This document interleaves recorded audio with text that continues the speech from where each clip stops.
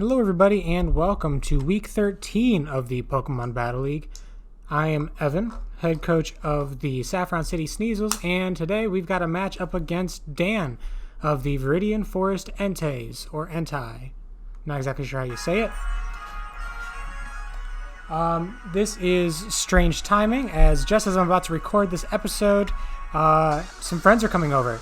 So just gonna deal with that. One of those friends is Ian, head coach of whatever team's near the bottom of the league. I forget the name. Lake of Rage Quillfishes. Thank you, Ian. Ian, if you want to hop on and do some dual commentary with me, you're more than welcome to. We will have to sort of share this microphone like we are two smooth singers. So you see that I'm going to start off with my Greninja. Obviously I have to threaten with the Ice Beam, and I'm going to use this as an opportunity to just set up my spikes, and to no surprise he sends out his Politoed, which is his Rain Setter. Dan has actually made a bit of a comeback this year because he started using Rain, and even though it's very predictable, it kind of just works. That's true. I don't even know if I can be heard over here. But Get in a little bit closer to that microphone. we're gonna be. Yeah, we're doing it old school because I don't want to go pause this and get a new microphone. So here comes the U-turn out to my Jirachi. Jirachi is got a specially defensive nature and a lot of HP and special defense EVs. And more importantly, I was counting on him setting up the Rain because I am running Thunder this week. Yeah, Thunder is going to be a hot 100% accurate move with a 60% chance to paralysis with Serene Grace. However, I don't go for it on turn 1. I go for Stealth Rock just to stack those hazards. Also at the table with me right now is Amber of the Basic Bees. What is your city? Evergrande Basic Bees. The Evergrande Basic Bees. I still always want to say Latin. Yeah. And then we also have Stephanie, who has no political or Pokemon affiliations. She roots for me though. She roots for Amber, apparently. Number 5. I'm on Route 5, guys. She's on Route 5. I don't know what Pokemon are out on Route 5, but she is playing the game. I do get a paralysis and some fat damage out of this Tornadus, which is sort of making me think that it's going to be Assault Vested because he was able to tank that hit so well. And he's going to go out to Eelgross, fearing another Thunder. I do read that and I get my rocks back up. He did defog them away on its turn where I was doing introductions because, like I said, this is a lively table right now. Jirachi's going to be recovering a little bit with that leftovers, which is important. I need to keep Jirachi healthy throughout the match, as it is one of my defensive checks. And I'm going to go out to a different defensive check here. We'll go out to Davy Jones, the Delmise. This thing has been a monster out of the low-tier Mons. If he ends up qualifying by the end of this season, I think he is a very high contender for winning Mon of the Year. I think his biggest threat is probably going to be Master Roshi the Smeargle. And Smeargle gets a lot of attention because he can sort of just win games with his nuisances. But Delmise has been just routinely very solid week in and week out that I bring him. He gets a lot of tanked hits. He actually gets a lot of KOs too. He's sporting a nice, I believe it's 130 physical attack. So I am going to, after I get my Rapid Spin out, I'm going to be forced out, fearing the, whatever that thing is, Volcanion. And I go right out to the Milotic, Linguini, who is able to just completely wall this thing. It does not matter what move this thing is running. There is nothing that it could possibly get. I think it might even get Grass Knot, and even that will not 2-hit KO. So I'm going to go out for the Toxic here. Get my status off here. Really just become a nuisance. Because I also cannot hurt this thing, unfortunately. I do not want to try Scalding because I don't want to give this thing free heals. Ice Beam is time flow resisted, and really those are the main things that Milotic does. I do take a critical hit so effectively here, which is fantastic to see. Also, he went out for the Sludge Wave, which does have a risk of poisoning me, which will give me a Marvel Scale boost.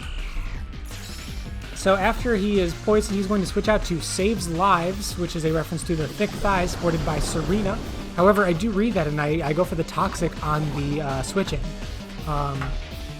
So now I've got 2 of his Pokemon Toxic, and he still hasn't been able to hurt me. Of course, Serena does threaten me out because it's a physical attacker that gets Grass Stab moves, including Trop Kick. Trop Kick's a really cool move. I don't know if he's actually running it. I don't think we see it this week. I'm going to go out to Will Smith, the genie known as Tornadus, and he goes out for an aromatherapy, which I did not see coming, so he does cure those toxic poisons that I spread around a little bit earlier. I had 3 statuses going around, and that's okay, because I'm still in a good position here because I've got U-turn, which is going to be super effective. I've got a life orb to boost my damage. That's doing over half to this Serena, the thick thighs. And I'm going to go out to Lucky, the Jirachi, because I don't believe this thing can hurt me with anything, not even like a high jump kick. He's going to go out for the Rapid Spin to remove hazards, so I realize now that he's running Defog and Rapid Spin, so he's very afraid of hazards, as well he should be, because he does have Volcanion, and he has, oh god, what is the other thing? Tornadoes, thank you. Ian is now away from Mike, sitting cross-legged on the floor, fiddling with a little gadget. And that's fine because I didn't really need his insight. I just offered it. Yeah, that's fine. So he goes for the high jump kick. It does less than half, and I'm not even physically defensive in nature here. Or maybe I am this week. I thought it was specially defensive, but it's been a while, to be honest. It's been over a week since I've watched this battle, or performed in this battle, I should say. He goes out to Drip Heavy, which is a weird decision because he knows I'm rocking the Thunder, but I read that as he is desperate to get the rain back up. So I do go out for the Iron Head, so he does resist this, but I am in a favorable position here. However, I'm not exactly sure what he's going to do, so I just switch out, trying to predict a double switch. I go out to Davy Jones, anticipating he may try to go out to somebody that is immune to a Thunder. He does go out for the switch here, and he goes to Ilgros, the Garchomp, who is immune to Thunder. So I read that perfectly, and I got one of the 2 desired outcomes. I would have actually preferred Swampert, but this is a good scenario nonetheless. He goes for an Outrage, and I am a physically defensive Delmise, so I handle it pretty well. I go out for the Power Whip, which successfully connects. It does about half damage. I think for a moment about going for the KO on the next hit, but I want to keep Delmise alive because it's one of my checks to make a Swampert. So instead, now that he's locked into Outrage, I'm going to go out to Gardevoir. Gardevoir is immune to Outrage, which puts me in a very good position. I do learn that he has Sandveil, which I think I actually deduced the turn before because my Power Whip didn't give me any recoil from Rough Skin. So he goes out to the Serena. However, that is just going to be a sacrifice move for him because my Gardevoir is easily going to be able to pick up that KO with a Moonblast. My Gardevoir this week is going to be very effective for me. He's going to go out to Mega Swampass, the Swampert. Now that he has his Rain up with a Damp Rock, I think he's got 3 or 4 turns of Rain left to play with. And I need to get out of there because I am running Trace on my Gardevoir to specifically copy his Swift Swim, but I'm going to have to switch out and reset that. So in the meantime, I'm going out to Delmise. Delmise, like I said earlier, was physically defensive and made specifically for Swampert. Of course, you do have to fear the Ice Punch, but that is why I am sporting a Yachi Berry.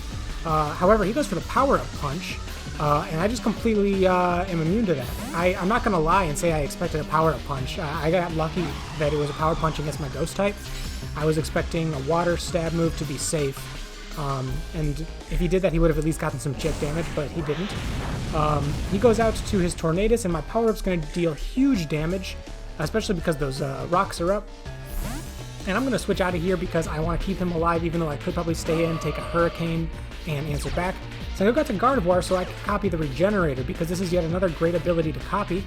His team's chock full of good abilities to steal. Volcanion also has Water Absorb, and it likes to throw out water moves. So all around, this is a great matchup for my Gardevoir.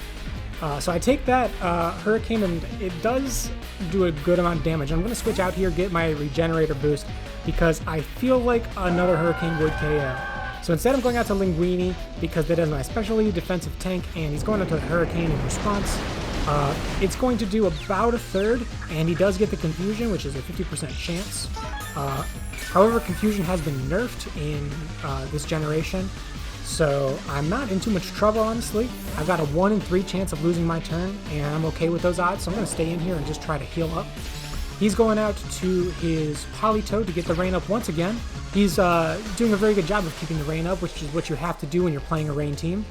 And to Dan's credit, like, these moves that he made mid-season are hard to do because they're kind of telegraphed. Someone sees you getting Politoed, everyone knows, like, oh, he's probably going to get Swampert the next week. He managed to do it 2 weeks in a row. He got his water core, and he already just happened to have a team that was well suited to water. If you look at his roster, I believe 8 out of his 12 Pokemon are either water or grass type, which is crazy. I've never seen anybody in our, I'm going to say 4 seasons, in our 4 seasons of Pokemon that has dedicated this much to one playstyle. And despite it being predictable, it's actually paying off quite well for him. I feel like he's got a plus 500 record since switching over. It's just that he had a really, really rough start to the season. So I'm going to be able to tank this hit here with my Melodic, and I'm just looking for opportunities to heal up. He's switching out the Politoed, because again, that's just going to give him one extra chance to get up Rain if he needs it. I'm going to go out to the Toxic, which is a lot more free for me to do because the Aromatherapy wielding Serena is fainted by the Moonblast. So now Mega Swampert, his almost exclusive win condition on his team, has been poisoned. He's going to set up his Stealth Rocks, which tells me that this thing is not purely offensive, and it's also kind of helping me narrow down what moves he's got, because he's got, I presume, a Water Stab move, and you'd be pretty, I'm not saying it'd be dumb, but it'd be pretty bold of you not to run a ground move, so I've pretty much got his whole set figured out unless he's ignoring Earthquake this week. So I'm going to switch out back to my Delmise, the primary check, because there's nothing this guy can throw at me that will hurt.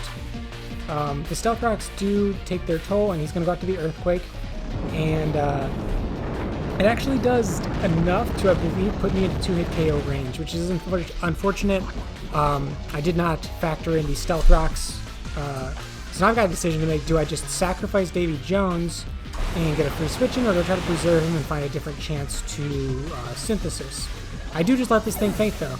I'm not concerned about KO to faint ratio, really, and if I switch around and let Mega Swampert just chunk other things, that's just a really bad strategy for me. So I get to copy this Swift Swim with my Gardevoir, which is exactly what I wanted to do before the match began. I'm not saying that there was something he could have done differently, but it does play directly into my strategy, because, I mean, if you're running a rain team with Swift Swim Swampert, you're going to want to use it, and I did reveal that I have Trace, but you can't just actively ignore it. You can't ignore it. Like, you can't just not play with half your team because I can copy all your good abilities. So I've got my Swift Swim, and there's nothing on his team that can outspeed me, so I'm just going to get a free KO here. He does take the Grass Knot pretty well, but I'm also packing Thunderbolt specifically for this thing and Tornadus. So I get my KO, the rain does stop, so my Swift Swim has deactivated, but I'm also just generally pretty fast. I'm not max speed. I am 1 point faster than Swampert would be in the rain, which is obviously on purpose. And he's going out to Politoed. This, I think, was kind of a misplay because he's just giving me the double speed again. He doesn't have to do this. I believe he could have gone out to something like Tornadus and maybe forced a switch. I'm just going to get this KO here with the Moonblast. This one, he's just sacrificing it. Crit did not matter. Honestly, I feel like most of the crits in this league have not mattered to this point. I record stats for about a little less than 1/3 of the matches. Or no, about a little bit more than a third. A little bit more than a third of the matches. And I'd have to say almost 50% of the, maybe 50% or more of the critical hits have not mattered this season. He goes out to his Hurricane, which surprisingly outspeeds my Gardevoir. So I was thinking Assault Vest earlier in the game, and the Defog was... Oh, that should have been the clue that it didn't have an Assault Vest. Maybe I remember that in a moment, I don't remember, but doing this commentary, I seem to have missed that. But this is obviously a choice scar from Tornadus, because he outspeeds my Gardevoir. And I'm going to be going out to the Linguini. My Milotic will be able to handle his attacks, as I've displayed multiple times already. Going out to that Hurricane is the safest move for him, and yeah, doesn't do a ton. He gets the Confusion again. Can't really call hacks because 50-50 odds 3 times isn't that crazy, and I don't think any of those times I've actually succumbed to the Confusion, so pretty fortunate for me. He's going to go out to this Swampert, which will be outspeeding, and I'm going out... What do I do? I go out to the Ice Beam, okay. And I think this actually gets the KO. Oh, no, it doesn't. I think my Poison gets the KO. And I believe Linguini was the one to apply the poison in the first place, so in the end it gets its KO later in the match. At this point, this is kind of just picking up the pieces because I have this game in the bag. He's going to go out to his Foghorn one last time, taking the severe Stealth Rock damage, and I'm just going to go out for the Ice Beam. He's going to go for his Grass Knot, and it's not going to do enough. It does maybe a little over a third, maybe 2/5, 40%, I'm not sure. But I get through the confusion, I land my Ice Beam, that's going to seal the deal, and that's going to be game. Good game, Dan. You will not be making playoffs. I don't want to trash you too bad, because you have done me a favor recently. But, oh, there's another Pokemon. Hold on. Here comes the Ice Beam. That's going to seal the deal, I believe. He misses the Stone Edge. So, alright. I did my outro a little too early. Here comes the Ice Beam. That is going to seal the deal. I only thanked Dan once, and that's all he's going to get. I'm not going to go again. So this was the second to last match of the season. Next week I'm taking on Chris, who is in, he is guaranteed to make playoffs, and we're kind of just battling for seeding right now. So be sure to check out that match and the rest of the matches from week 13. Thank you guys for watching, and goodbye.